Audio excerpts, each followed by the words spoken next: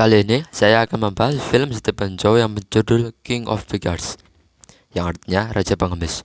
Sebelumnya saya ingin memberitahukan bahwa film ini benar-benar akan membuat kalian merasa sangat sedih. Tanpa pikir panjang, langsung saja simak videonya. Diawali dengan seorang anak pejabat tinggi bernama Chan, yang bermana dia akan menulis. Pejabat tinggi tersebut sejak kaisar pertamanya selalu buta huruf, dan untuk pertama kalinya keturunan keluarga mereka yaitu Chan bisa menulis. Walau tulisannya sangat buruk, sang ayah begitu senang hingga berbicara kepada leluhurnya. Setelah itu, ayahnya menyuruh pengawalnya untuk memamerkannya keluar. Setelah itu, Chan meminta uang jajan dan merayakan ulang tahunnya. Chan pergi ke rumah bordir dan merayakan ulang tahunnya. Di sana, seorang pengemis meminta uang kepada Chan. Chan pun tidak hanya memberi uang, namun dia juga mentraktir hiburan, makanan, pelacur. Di sana terdapat seorang pejabat yang makan bersama anak buahnya bernama Chiu. Saat berjalan, Chan bertemu dengan seorang wanita yang baru masuk. Di sana bernama Yusang. Dan sontak Chan pun menyukainya. Saat itu, seseorang menawarkan Yusang ke pejabat yang bersama anak buahnya tadi bernama Chu tadi. Namun, pejabat tersebut lebih memberikannya ke Chiu. Saat Chu bertemu Yusang, tiba-tiba seseorang mengatakan bahwa Yusang telah diboking oleh tuan muda, Chan. Chan pun datang. Terjadi cekcok, namun pejabat tadi menawarkan Yusang untuk Chiu dengan sebuah permata. Yusang pun pergi ke kamar. Namun setelah itu, Chan menghancurkan permata pemberian pejabat. Alhasil, pertarungan terjadi. Pertarungan asik menggunakan jurus-jurus hebat dilakukan. Namun, Chan dengan mudah mengalahkan pejabat tersebut hingga dia jatuh tersungkur ke tanah. Chiu pun melakukan sedikit gertakan, yang mana membuat Chan benar-benar kaget melihat kejadian tersebut. Akhirnya, ayah Chan yang menjabat sebagai Jenderal Kanton datang. Setelah itu, pejabat yang satu ini mengeluarkan sebuah plakat. Ayah Chan yang tidak bisa membaca pun langsung merampas dan berpikir itu hadiah untuknya. Setelah diberitahu bahwa tulisannya adalah Raja Topi Besi, ayah Chan kaget. Perdebatan pun terjadi. Namun, dengan ahli hukum yang berada di sisi keluarga Chan, Chan berhasil memenangkan debat tersebut. Raja Topi Besi beserta Chiu pulang. Di dalam kamar Yusang, beberapa orang berniat meracuni, lalu membunuh Chiu.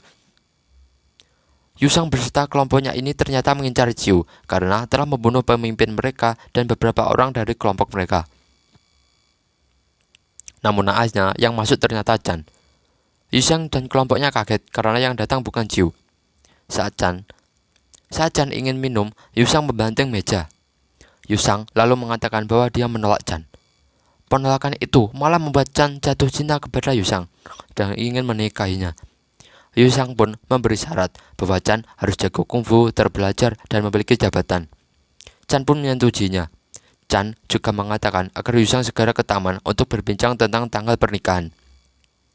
Scene berpindah ke perjalanan Raja Topi Besi dan Chiu untuk menghadap kaisar.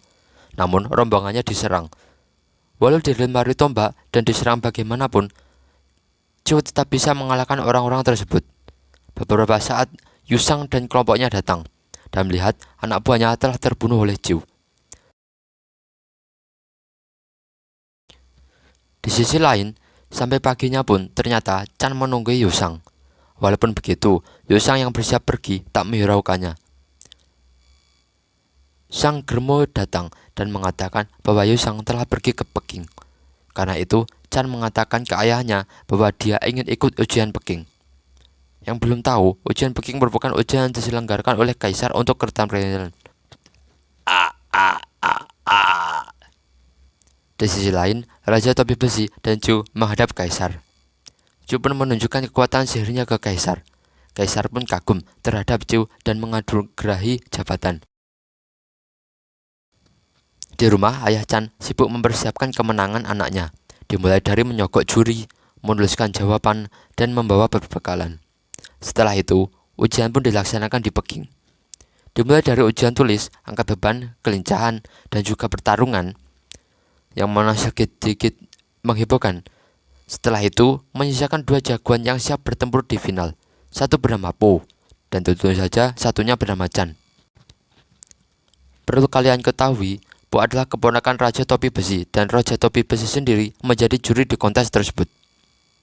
Mulai dari sini, Chan malah dicurangi oleh juri yang telah disogok oleh ayahnya Chan. Saat akan melakukan pertarungan final, Po diberi senjata rahasia oleh Joe. Saat dimulai, senjata milik Chan dicurangi, walau akhirnya Po terlempar dari kudanya. Dalam persenjataan, Chan masih dicurangi lagi. Walau awalnya terpojok, Chan berhasil mendesak Po dan mengalahkannya. Di akhir, Po mengeluarkan senjata rahasia yang diberikan Joe. Namun Chan malah melemparnya kembali.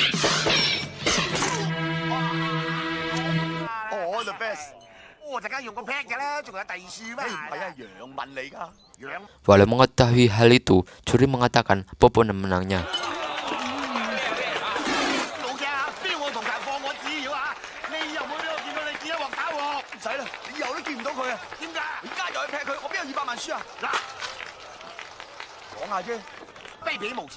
Walau setelah protes tidak ada perubahan, Po tiba-tiba meninggal akibat dari efek senjata rahasia yang diberikan Joe. Akhirnya Chan pemenangnya. Chan pun menghadap Kaisar. Saat itu, Joe tiba-tiba melaporkan bahwa Chan buta huruf, namun lulus ujian tulis. Kaisar marah dan hakim memutuskan untuk menghukum keluarga Chan dengan perampasan seluruh harta kekayaan. Namun, Kaisar menambahnya dengan harus menjadi pengemis seumur hidup. Setelah semua disita oleh kerajaan, Chan dan ayahnya menggelandang. Dalam beberapa hari, Chan dan ayahnya pun kelaparan. Lalu, mereka memutuskan untuk melakukan pertunjukan. Saat akan melakukan pertunjukan, Joe dan anak buahnya datang. Joe mengatakan bahwa Chan dan ayahnya harus mengemis, dan tidak boleh dengan cara lain. Chan pun emosi. Saat Chan menyerang, dengan mudahnya Joe mengalahkan dan melumpuhkan tubuhnya.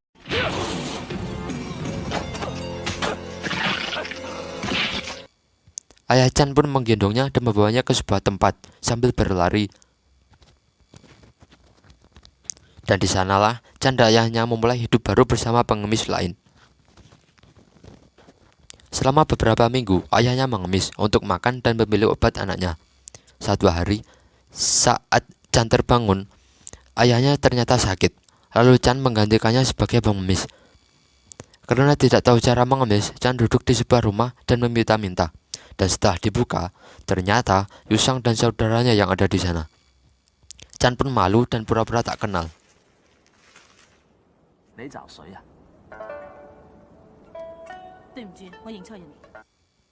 Chan pun pulang sambil menangis.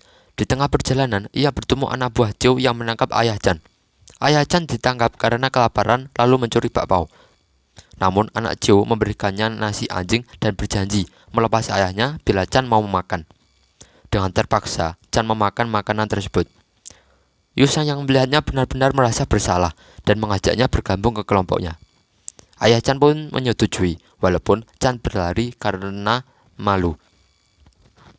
Saat beristirahat, dia bertemu dengan seorang pengemis yang ternyata dia sebenarnya adalah ketua besar kelompoknya Yusang dan namanya adalah Hung. Alasan dia meninggalkan kelompoknya karena dia ingin bebas.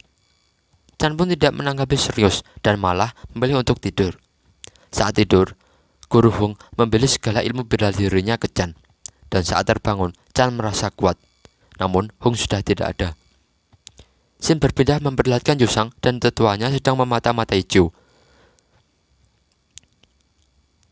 Ternyata Joe berniat memberontak dan mengambil alih kekaisaran bersama kelompoknya. Di tengah upacara, Yusang mengatakan ke tetua untuk pergi. Namun, telinga Joe mampu mendengar pembicaraan mereka. Joe dan kelompoknya bertarung melawan Yusang, namun Yusang tertangkap.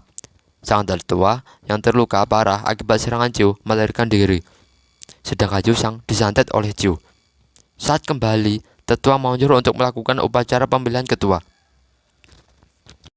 Akhirnya Chan mengajukan diri.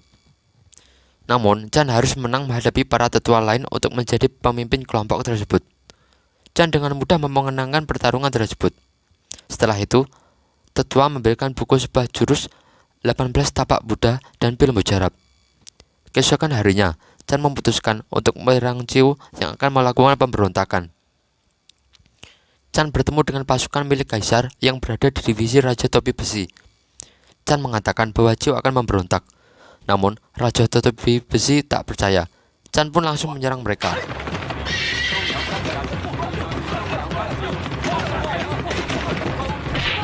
Di sisi lain, Ciu memberikan Yusang yang sudah disantet untuk kaisar.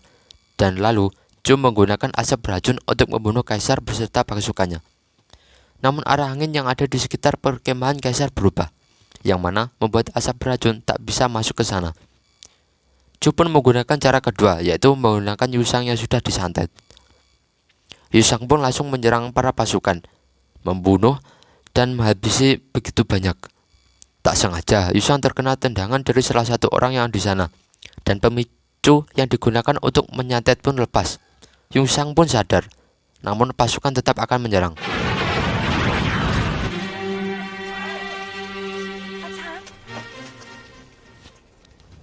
Tak berselang lama, Ciu menyerang. Satu gibasan saja sudah mampu meratakan pasukan kaisar. Dan akhirnya, Chan menantang Ciu. Pertarungan pun cukup menegangkan, namun Chan tetap terpojok. Ciu mengatakan bahwa satu-satunya jurus yang dapat mengalahkannya hanya jurus 18 tapak Buddha. Chan pun mengeluarkan jurus 18 tapak Buddha. Namun sayangnya itu tak berhasil.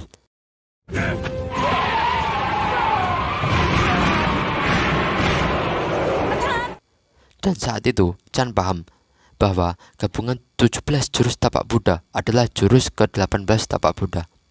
Dan seketika itu, dengan kekuatan Debt Collector, Chan mengalahkannya.